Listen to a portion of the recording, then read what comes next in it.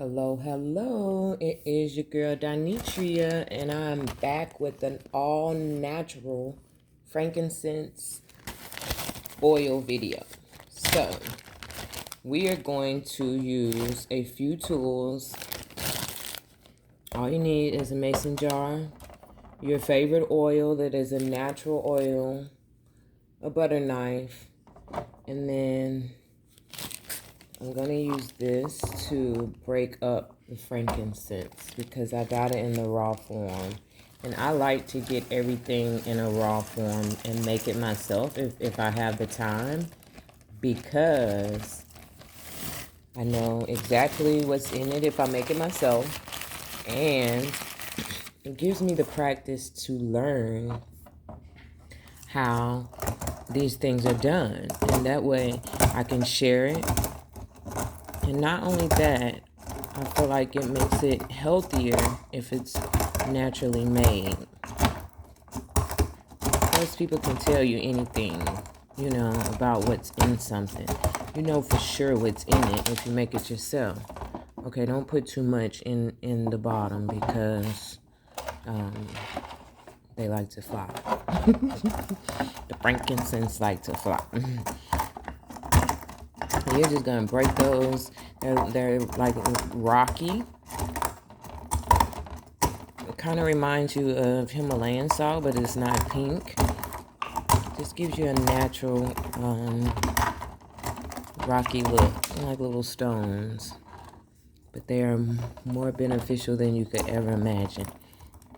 And I'm gonna link the benefits so you can read all about them. It's important to know natural ways for healing. I believe it's vital because of all the stuff that's on the shelves and that's being prescribed, and that's neither here nor there. Everybody knows that there's a difference. So you're just gonna break that up as much as you can. When you get it broken up really fine, you're going to line the bottom of your mason jar with the broken up frankincense. When I tell you it is flying. Then you're going to fill the jar with your favorite oil, leaving a little bit of space at the top, about this much. You know I'm old school because I measure nothing. And then you're going to boil this. You're going to put this in hot boiling water. But not really boiling. Let me take that back. Because you're going to put it on like medium, because you need to keep it on for at least 24 hours. Now hear me when I say 24 hours for this to totally dissolve into the oil. And then you have your own frankincense essential oil. And you can do what you want to with it. You can burn it. You can put it directly on your skin. There's just so many ways to use it, but I'm going to leave that to you to do your research about it and decide if it's something that you should try.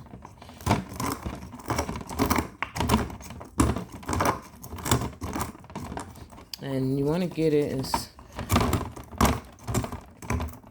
broken up as possible, because that helps it dissolve better, of course. But since I'm about to leave, what I'm going to do is I'm going to go ahead and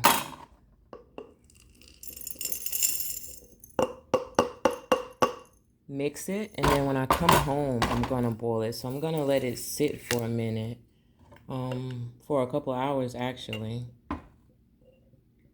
And hopefully that'll help it to soften up. But I don't want to have my stove on while I'm gone. And I even thought about using my crock pot. But this is my first time, so we're going to learn together. So I'm leaving a little bit of space at the top.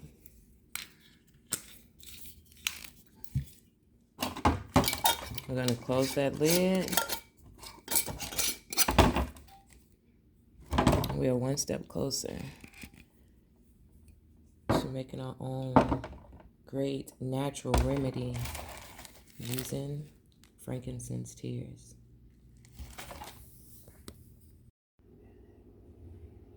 So we are putting this on to boil for 24 hours, and it is going to be on a slow boil so it can just slowly melt the frankincense.